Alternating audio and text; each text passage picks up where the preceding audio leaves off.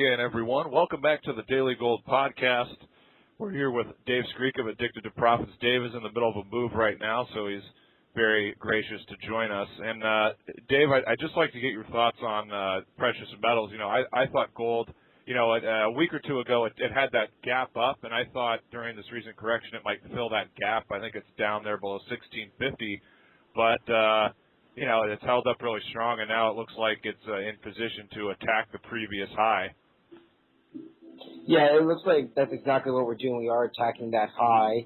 Who knows if we'll hit it or not, because we could still, obviously, with the huge move we saw, see some kind of a short-term consolidation.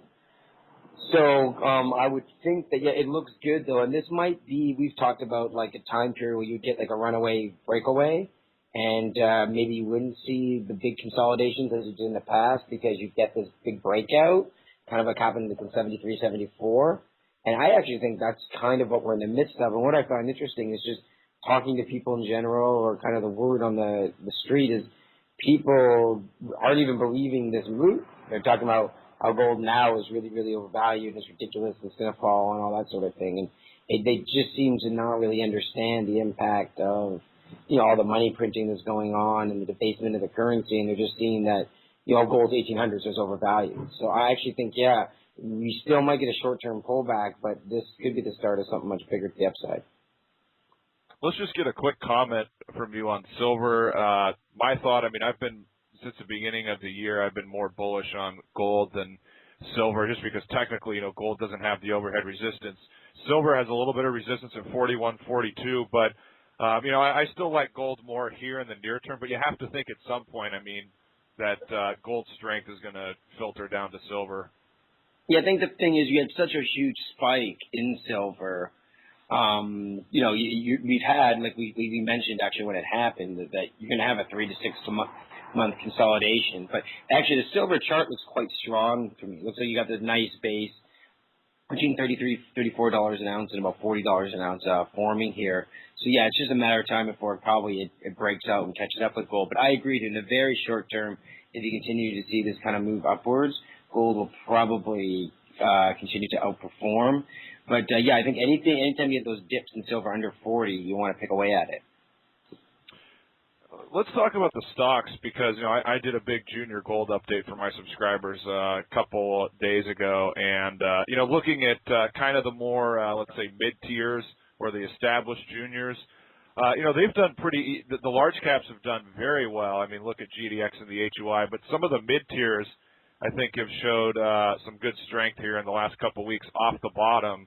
And, I'm starting to see a few of the, the true juniors on my screen are starting to tick up a little bit. Dave, I just look, looking at the technicals, looking at the bottoms we had in June and a couple of weeks ago, I don't see that much downside. I think we have a strong bottom in throughout the sector in terms of the shares. And, therefore, the trend is now up on, all time frames. Yeah, if you look at, for example, the CDNX, it went up roughly 1,100 points from July last year to February, March of this year, and then it's corrected about 800 points after that. So, about about 800 points. So we've had kind of like 3 steps up, 2 steps back kind of thing. And so, I agree. There's limited downside, and also I agree. In a lot of my junior producers and the whatnot, I've seen some increased strength of them here. As of late, and it looks like they're going to continue to outperform going forward. So it looks like you're getting the trickle down effect where the strength of the seniors that we've seen in the last few weeks are going to start filtering into the juniors. It may be, what I've noticed a couple stocks that have broken out to new all-time highs. There's many different ways you can play the market, but I'm kind of, as far as the larger stocks, I'm looking for the ones that are showing a lot of relative strength. And I know that you follow some of these names, Franco-Nevada, Royal Gold, Kirkland Lake Gold is one. And another one I think you've recommended a long time ago to your subscribers is New Gold. That chart looks really nice. That's today it's breaking out to a new all-time high. Do you have any comments on any of these names? I really like Royal Gold and all the stocks in the in the royalty plays. Like if you look at Royal Gold and Franco-Nevada and all of those companies have actually been leading upwards and actually didn't really correct in May, June. They after a small pullback, they actually continued to break out. So I think that, especially when, other things like costs and things that are associated with mining is very unpredictable, those are the ones that are going to continue to outperform. But I also think you're seeing a lot of the producers, larger producers who were lagging for a while, like Agnico Eagle. Those companies are actually now starting to perk up as well, and a lot of them represent good value down here. One thing I've just noticed, I mean, sure, the S&P has rebounded, from that crash, but actually, if you look at a Huey divided by the S&P, gold stocks against the S&P 500 ratio, in the last couple of days, it's actually broken out to a new all-time closing high. So, I mean, and you look at the chart, I mean, it's a major breakout. It's breaking out from, more than a 12-month consolidation. So, the S&P and conventional stocks, they did have a rebound. Now it's kind of fizzling a little bit, yet the gold stocks are still catching a bid. I don't know your thoughts on that, but that's very, very encouraging to me. It looks to me that we have a lot of resistance in this, obviously, this 580 to 600 area in the Huey. And again, if we break out above that, you probably get the confirmation of the gold breakout in the gold stocks, and we start a very, very significant move higher.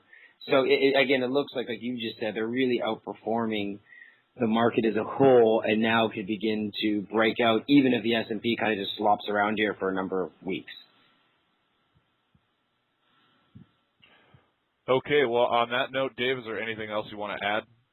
No, just that I think, again, we're probably a little overextended, even though we continue to see gold going up every single day. So a pullback is not out of the order, but I definitely think the stocks are getting ready for a big move in the fall. Yeah, and I mean, even when gold has had a very strong rise, as you've talked about. I mean, even if it corrects $50 or $100, or consolidates for a month or two at some point, I don't see that slowing down the stocks. No, I agree, especially because at this point you have gold kind of counter-cyclical to the market, so that would probably correspond with a continued bounce in the stock market, which would help the gold stocks. So I agree with you. I can't really see them significantly pulling back from here. Okay, well, on that note, Dave Skarica of AddictedToProfits.net. Dave, thanks so much for joining us today. Thanks, Jordan, man. Take care.